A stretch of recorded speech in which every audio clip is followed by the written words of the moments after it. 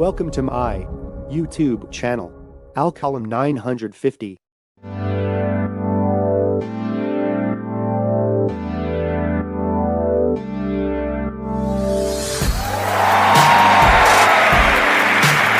आसान है।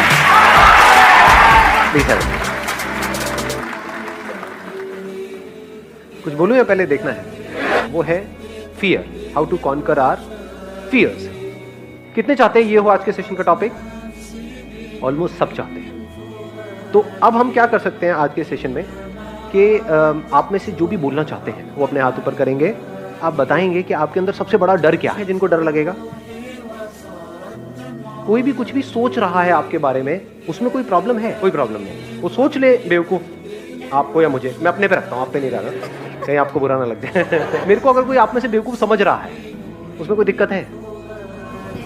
बेवकूफ बोल रहा है, उसमें दिक्कत है? क्यों नहीं है? दिक्कत तो है। जो बोलते हैं वो खुद ही होता है। बच्चों की याद आ गई। जो बोलता है कुत्ता, तू जो कुत्ता बोलता है वो खुद ही कुत्ता होता है। तू कुत्ता। हाँ।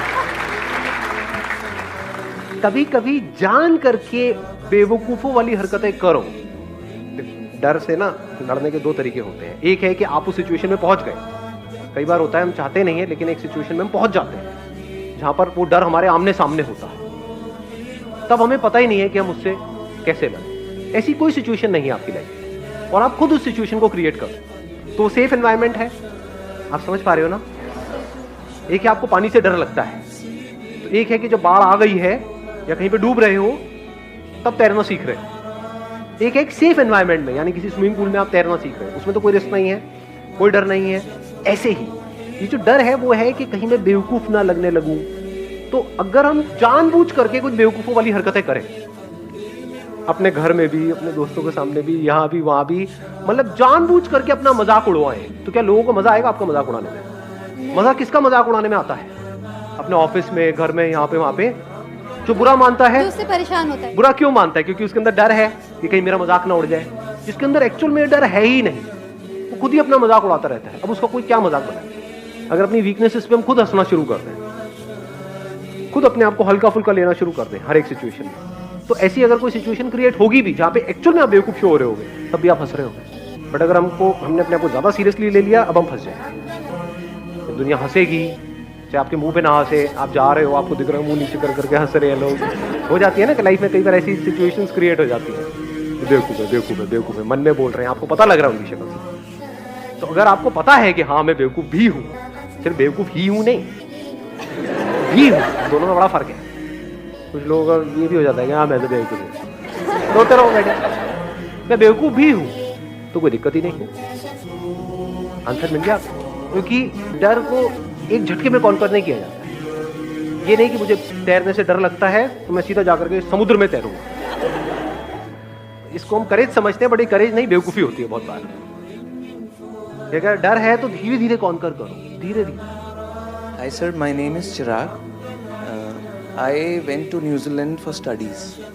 तो वहाँ से क्या हुआ कि 1.5 महीने तक मुझे कोई जॉब नहीं मिली। अब I am planning again to go to Canada, but मेरे को ये डर है कि अगर मैं दोबारा कोशिश करूँगा तो फिर से फेल ना हो जाऊँ, because a lot of money was involve. Fear of failure, इसको और अगर स्पेसिफिक किया जाए, fear of financial failure. Financial failures. Past में आपने कुछ ऐसा किया जहां पे आपको फाइनेंशियल लॉस हुआ, अब आपके अंदर डर है कि मैं दोबारा उस काम को करूं या ना करूं। ये डर हमारे अंदर होना चाहिए, नहीं होना चाहिए? कितने कहते हैं नहीं होना चाहिए? 3-4 लोग। कितने कहते हैं डर होना चाहिए हमारे अंदर? ये होना चाहिए, because money is like your life line. दो तरह के फियर्स होते हैं, इसको ध्यान से समझ लेना। एक है साइकोलॉजिकल, एक है फिजिकल। पहले इन दोनों को अलग अलग करके हमको समझना होगा। साइकोलॉजिकल क्या है? लोग हंसेंगे तो, लोग मेरे को बेवकूफ बोलेंगे तो, ये सब क्या है?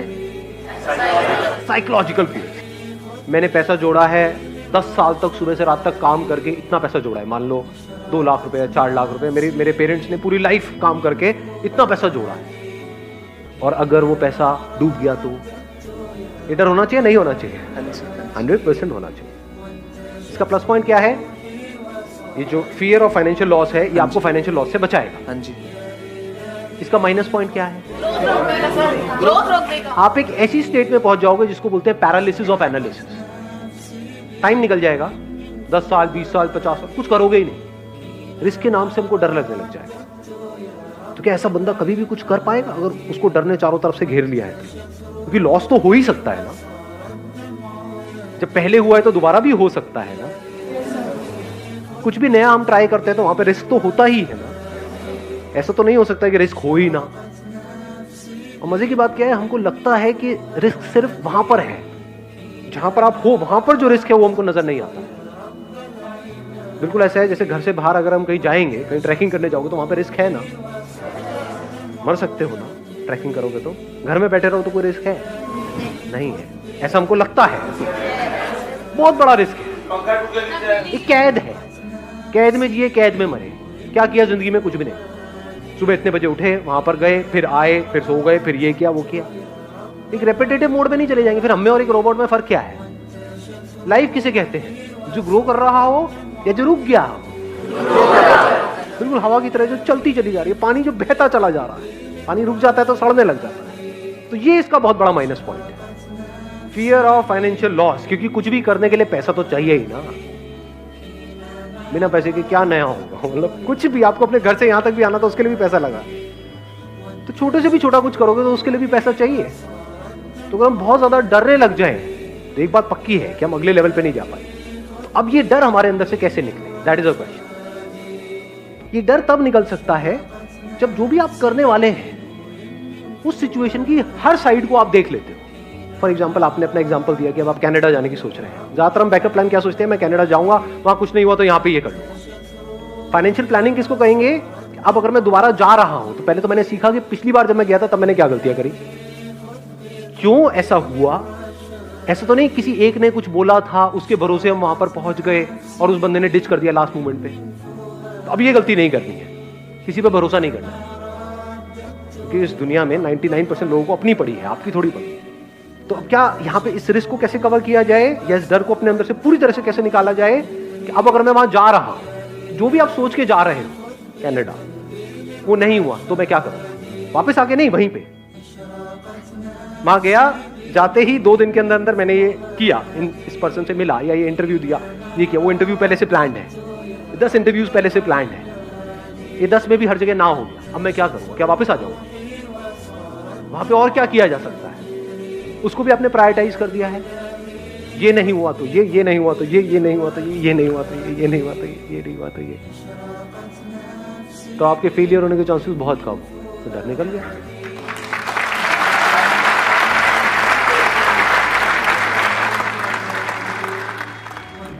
जो आपने आज तक बताया नहीं। हाँ, इनको माइक दे दो। अभी एक्चुअली में होता क्या है, जिनके पेरेंट्स है, मतलब घर बना हुआ है, जैसे ज़रूरत का सामान है, रोटी कपड़ा और मकान है, वो तो सारे रिस्क ले सकते हैं। जो मेरे जैसे खुद चल के, जिन्होंने मतलब कुछ नहीं था हमारे पास, फिर मैंने एक अपना स्टैंडर्ड बनाया, घर बनाया, ऑटोमेटिक गाड़ी ली, सरकारी नौकरी, सरकारी अफसर बना, सब कुछ बन गया, और शादी भी हो गई। वो भी आजकल वो हो गया ना, उतनी नहीं, तो वो भी होगी। तो ओवरऑल मतलब आज की नज़र में सबके सामने मैं बहुत सक्सेसफुल हूँ। सब कहते हैं हाँ इसके पास बड़ा घर है, बड़ी गाड़ी है, लेकिन मैं मेरी जॉब से खुश नहीं हूँ। मेरे को मतलब जाना ही पसंद नहीं है, पसंद ही नहीं है मेरे को मेरी जॉब। ये सब आप बोलना चाहते हैं क्या? हाँ, कोई दिक्कत नहीं है। अब बात है कि अब मैं खच्चर, मेरे को खुद फील लगे मैं खच्चर हूँ कि मैं रोज़ सुबह जाता हूँ 9 बजे, रात को 9 बजे घर आता हूँ। ठीक है, वो पैसा आ रहा है, जितना भी तनख्वाह मिल रही है, सरकारी अफसर है तो तनख्वाह तो फिक्स है, अभी इतनी मिल रही है। तो अब क्या EMI तो जा रही है, गाड़ी की भी जा रही है, घर की भी जा रही है। तो मैं मेरी लाइफ से बोर हो गया, तो मैंने रिजाइन कर दिया। रिजाइन कर चुके ऑलरेडी? हाँ, मैंने रिजाइन कर दिया। अच्छा, तभी इतना बोल रहे हो आप? क्या यार, मैंने रिजाइन कोई कर दिया। दिक्कत नहीं है। हाँ, नहीं, मैंने रिजाइन दे दिया। अब आप समझ सकते हैं, एक सरकारी अफसर इतनी बड़ी पोस्ट से रिजाइन दे दिया तो घर वाले सब अगेंस्ट हो गए कि तू करेगा क्या? मुझे नहीं पता क्या करना, मुझे ये जॉब नहीं करनी। मेरे को 1 साल हो गया और अब मेरी हालत हो गई खराब, क्योंकि वो जो EMI जा रही है वो तो जा रही है, जाहिर है। अब मैं ये कहना चाहता हूँ कि जो अपने सपने हैं, जैसे मेरे को कुछ बड़ा करना है लेकिन वो घर वालों को तो नहीं करना, तो डर ये है कि अब मेरे सपनों के लिए फैमिली के सपने दांव पे लगाए या ना लगाए। सबसे पहले तो let's give a big hand for him.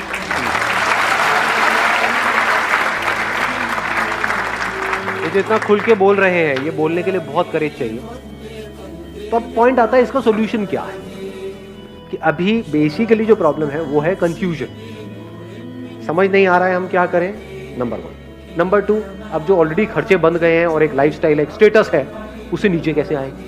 चलो आप तो आ जाओगे, लेकिन घर वाले उससे नीचे आने के लिए तैयार नहीं है। बस ये है। समझ पा रहा हूँ मतलब, हाँ। तो अब ऐसी सिचुएशन में हम क्या करें? तो वहां पर एक स्ट्रॉन्ग स्टैंड लेना होता है आपको, अपने लिए और सबके लिए, जो आपको सही लगता है। अब एक्चुअल में सही क्या है ये कौन बताएगा आपको? अभी आप कैसे जी रहे हो अपनी लाइफ? जो एक्चुअल में सही है वो कर रहे हो, या दुनिया ने कुछ नॉर्म सेट करे हुए हैं उसके हिसाब से उसके अंदर उस दायरे में एक्ट कर रहे हो और कह रहे हो कि हाँ सब सही है? क्या आपकी लाइफ की डोर पूरी तरह से आपके हाथ में है? अगर आप ध्यान से समझोगे तो दो ही तरह के डर हैं हमारे अंदर, तीन तरह के, तीन नजर आए, एक मिनट, हाँ दो थे, तीसरा भी नजर आया। एक है रिलेशनशिप से रिलेटेड, एक है पोजेशन से रिलेटेड, एक है आपकी ईगो से रिलेटेड। सक्सेसफुल नहीं है तो कोई नहीं पूछता, सक्सेसफुल नहीं है तो कोई नहीं पूछता, ये क्या डर है? इसको हम किस कैटेगरी में डालेंगे? रिलेशंस। रिलेशन मतलब सिर्फ हस्बैंड वाइफ मत समझो, relations with the society, relations with people. इसमें रिलेशंस विद एनिमल्स नहीं आया, क्योंकि अगर आपकी नौकरी चली भी गई तो कुत्ता तो प्यार करेगा, है कि नहीं? आप कुत्ते को जाकर बताओगे मैं अब बिजनेस करने की सोच रहा हूं,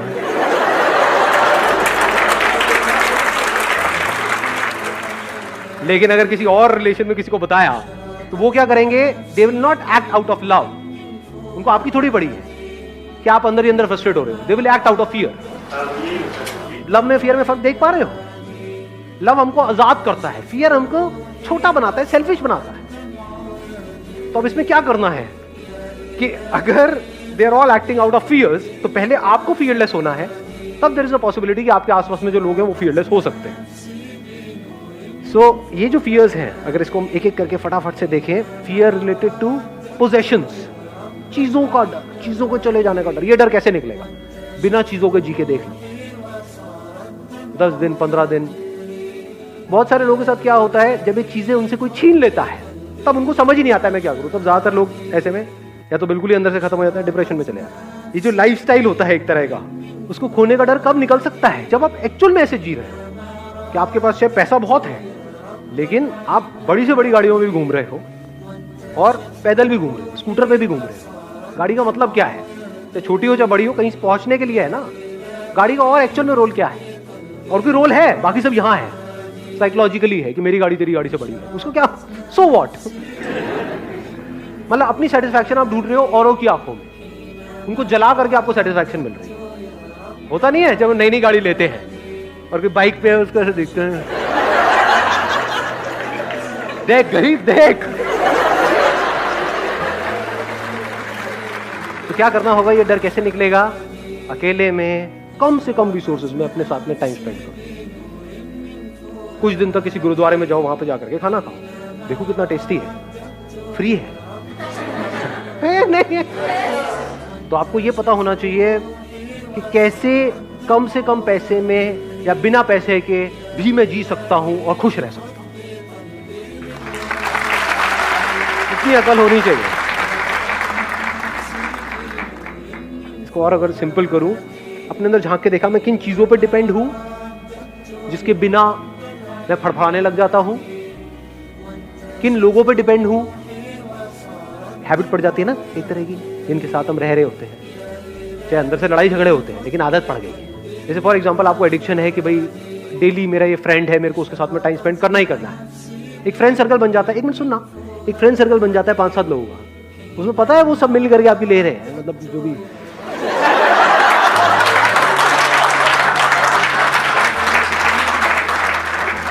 मतलब है, आपका मजाक उड़ा रहे हैं। हाँ,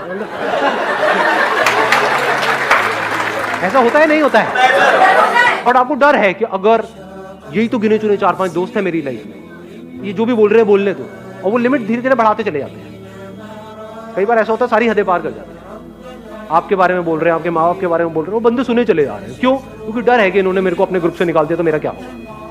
डर है ना, तो छोड़ दो ना उस ग्रुप को कुछ टाइम के लिए, महीने के लिए, 2 महीने के लिए देखो छोड़ करके, क्या उसके बिना आप जी सकते हो? तो आपके अंदर कॉन्फिडेंस आएगा। अब आप वहां पे स्टैंड ले सकते हो, नहीं तो you will act always out of fear कि मैंने बोला तो कहीं लड़ाई ना हो जाए, कहीं ये ना हो जाए। डर में किसी के साथ रह रहे हो, ये कोई रहना होता है? डर में कोई आपके साथ रह रहा है, कोई रहना है? रहना है तो प्यार को फाउंडेशन बनाओ ना। प्यार का मतलब क्या होता है? तुझे जो करना है कर, साथ रहना है रह, छोड़ना है छोड़ दे, कल छोड़ना है कल छोड़, अभी छोड़ना है अभी छोड़। कोई और समझ आ जाए तो बहुत बढ़िया है, जाओ। When love is the foundation, तो वहां पर कोई डर नहीं होता। Where there is fear, there is no love. Where there is love, there is absolutely no fear. और कौन सा रह गया? ईगो। अब ये डर कैसे निकलेगा हमारे अंदर से? ईगो क्या होती है? What is ego? नहीं, सिर्फ ये नहीं कि मैं हमेशा सही हूं। कोई बोलता है ना कि मैं तो बिल्कुल ही गलत हूं, मैं तो गया गुजरा हूं, वो भी ईगो है। ईगो हम किसको समझते हैं? मैं ये, मैं वो एरोगेंस है। ईगो का मतलब क्या है? मैं ये हूं, तू वो है, ये ईगो है। जो मुझे तुझसे अलग करती है वो ईगो है। इसकी वजह से मैं सुबह से रात तक अपने आप को औरों से कंपेयर करता रहता हूं, औरों से जेलस होता रहता हूं। हर एक की जड़ क्या है अगर ईगो नहीं है? मैं किसी को कुछ भी बोल देता हूं, बट कोई जरा सा मुझे कुछ बोले तो मुझे बुरा लग जाता है। ईगो नहीं तो और क्या है? Unless and until you see it as a fact, absolutely clearly, that this ego is an illusion, it's a myth. ये कोई सच्चाई नहीं है, झूठ। मैं ये हूं, ये कोई सच्चाई नहीं है, झूठ है। जब ये देख लेते हो तो वहां से प्यार की शुरुआत हो जाती है। अब मुझ में और तुझ में कोई फर्क नहीं।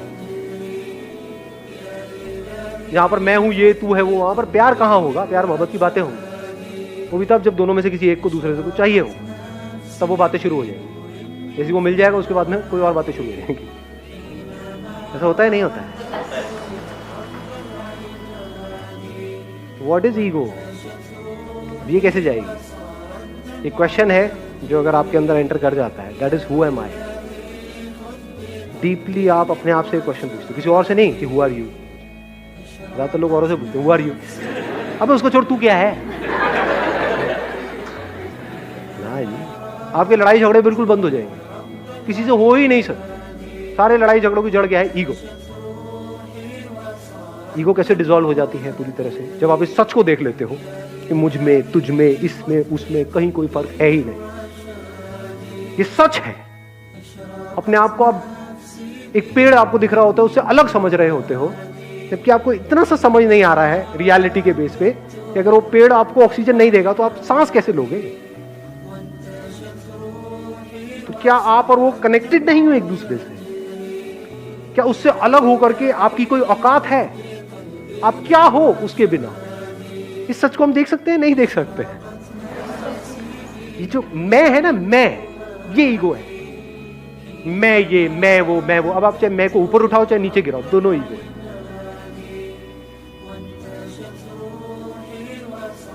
सुबह से रात तक यहीं पे हम जीते हैं, यहीं पे मर जाते हैं। इससे जब आप बाहर निकलते हो तब आपको कुछ नजर आने लग जाता है। तब एक नई दुनिया का रास्ता आपके लिए खुल जाता है जो इस दुनिया से बिल्कुल अलग है। वहां पर मैं और तू कहीं पर भी नहीं। जैसे फॉर एग्जाम्पल, मैं एक छोटा सा एग्जाम्पल दूंगा, I am not too sure आप कैसे देखोगे। कभी प्रैक्टिकली 20 मिनट के लिए, आधा घंटे के लिए बैठ करके यहाँ पे इस पे ध्यान लगा तो आपको समझ आएगा क्या है। ये जो दो उंगलियां है ना, ये अलग अलग है। ये अलग है, ये अलग है, बिल्कुल इस तरह से जिसकी जैसे आपकी बॉडी और ये बॉडी अलग अलग है। तो जैसे ही इसको हम जोड़ते हैं तो कुछ देर बाद ये एक हो जाती है। यहाँ पे एनर्जी आपको फील होगी, फिर धीरे धीरे वो एनर्जी इतनी तेजी से फ्लो करने लग जाएगी कि उंगलियां फील होनी आपको बंद हो जाएगी। You will not be able to feel your fingers, there be only energy. वो यहाँ है या वहां है आपको ये तक पता नहीं होगा, यहाँ वहां गायब हो जाएगा, सिर्फ एनर्जी रहेगी। ये सिंबल है ये बताने का कि सब जुड़ा पड़ा है, सब एक है। Hello everybody. Our fan, our subscriber from the US wrote me email right now. Angel Martinez, thanks so much for emailing to me. Thanks so much. Thanks so much for Angel. If you are, my dear viewers, want to send for me more, you can write to me. My email is you can find in comment section and I will answer. Yes. Thanks so much. See you next time. Bye bye. Look at this video ended. Bye.